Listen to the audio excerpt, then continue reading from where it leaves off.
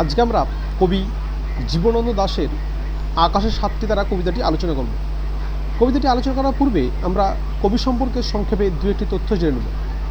আধুনিক বাংলা সাহিত্যে রবীন্দ্রোত্তর যুগের একজন প্রকৃতিপ্রেমী কবি হলেন জীবনানন্দ দাশ। তিনি তার কাব্য কবিতায় গ্রাম বাংলার প্রাকৃতিক সৌন্দর্যের কথা নিপুণ দক্ষতায় ফুটিয়ে তুলেছেন। তার উল্লেখযোগ্য কয়েকটি কাব্যগ্রন্থের মধ্যে আমরা বলতে পারি ঝরা পলক, ধূসর পাণ্ডুলিপি, বনলতা সেন ইত্যাদি। আলোচ্য কবিতাটি কবি জীবনানন্দ দাশের রূপসী বাংলা কাব্য থেকে নেওয়া হয়েছে। এই কবিতাটি একটি স্বনির্ধর্মী কবিতা। এই কবিতায় কবি গ্রাম বাংলার পড়ন্ত বিকেলবেলার অর্থাৎ গোধূলির সময়ের যে এক মায়াবী রূপ, সেই মায়াবী রূপের এক সুন্দর চিত্র আঁকছেন বা এঁকেছেন। কবিতার শুরুতে কবি বলছেন, আকাশে সাতটি তারা যখন উঠেছে ফুটে, আমি এই ঘাসে বসে থাকি। কামরাঙা লাল মেঘ যেন মৃত মুনিয়ার মতো গঙ্গাসাগরের ঢেউয়ে ডুবে গেছে। কবি বলছেন যে যখন আকাশে সাতটি তারা ফুটে উঠেছে, অর্থাৎ কবি এখানে সপ্তর্ষি মণ্ডলের কথা বলছেন। সেই সময় কবি বাংলার বুকে যে ফাঁকা নির্জন নিরিবিলি জায়গা, সেখানে সবুজ ঘাস বা সবুজ চাদরের উপরে বসে গ্রাম বাংলার বা রূপসী বাংলার যে শান্ত স্নিগ্ধ সন্ধ্যাকালীন প্রাকৃতিক সৌন্দর্যের যে মায়াবী রূপ, তা কবি উপভোগ করছেন। এখানে এই সময়টা কবির কাছে শুধুমাত্র একটা নিছক সময় নয়, বা এই মুহূর্তটা একটা নিছক শুধুমাত্র একটা মুহূর্ত নয়, কবির কাছে যেন এই সময়টা একটা গভীর মমতাময়ী সময়। তারপর কবি বলছেন, কামরাঙা লাল মেঘ যেন মৃত মনিয়ার মতো গঙ্গা সাগরের ঢেউয়ে ডুবে গেছে। এখানে আমরা দুটো শব্দ পাচ্ছি, একটা হচ্ছে কামরাঙা এবং একটা হচ্ছে মনিয়া। কামরাঙা একটি টক জাতীয় ফল, যেটি পাকলে লাল বর্ণ ধারণ করে, এবং মনিয়া এটা হচ্ছে একটা পাখির নাম, মুনিয়া পাখি আমরা যেটা বলি। এই পাখিটা দেখতে বাদামি রঙের এবং এই পাখিটা জীবিতকালে ভীষণ চঞ্চল প্রকৃতির হয়।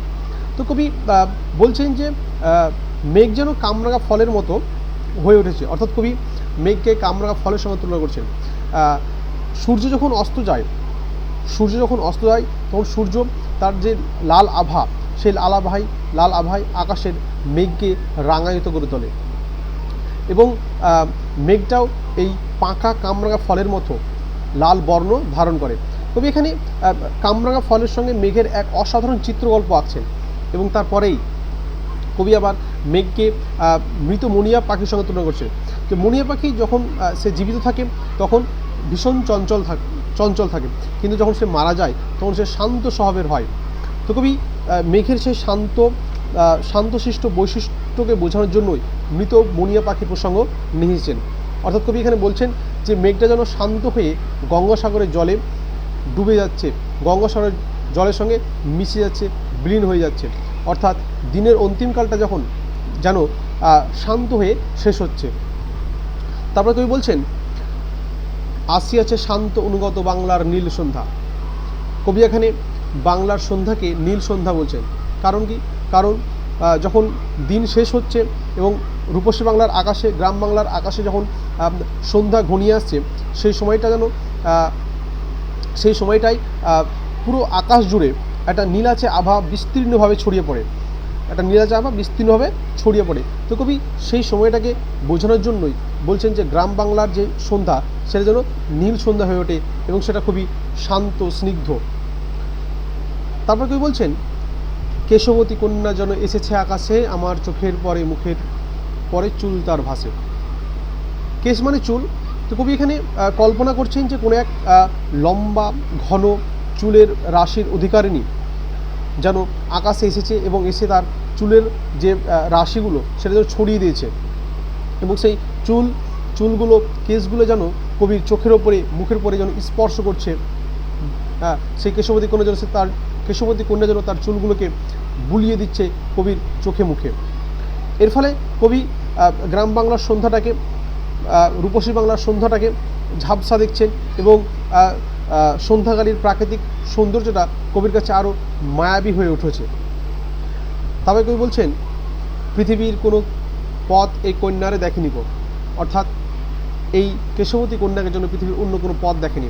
কারণ কবি যে সন্ধ্যার বর্ণনা দিচ্ছেন, যে সন্ধ্যাকালীন প্রাকৃতিক সৌন্দর্যের বর্ণনা দিচ্ছেন, সেটা পৃথিবীর অন্য কোথাও পাওয়া যায় না। কারণ কি? এখন আমরা দেখছি যে আধুনিক বিশ্বে যে আধুনিক আলোকসজ্জার ব্যবহার, যে ডিজিটাল লাইটের ব্যবহার, তার ফলে দিন রাত্রির পার্থক্য নেই বললেই চলে। কবি মনে করছেন যে এই সন্ধ্যাকালীন সৌন্দর্য, এই দিনের সঙ্গে রাত্রির পার্থক্য শুধুমাত্র এই রূপসী বাংলার বুকেই, এই গ্রাম বাংলার বুকেই সীমাবদ্ধ।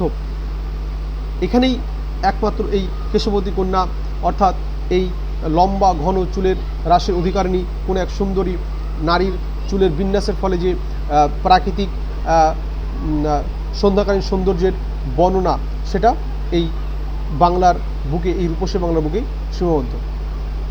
ধন্যবাদ স্যার।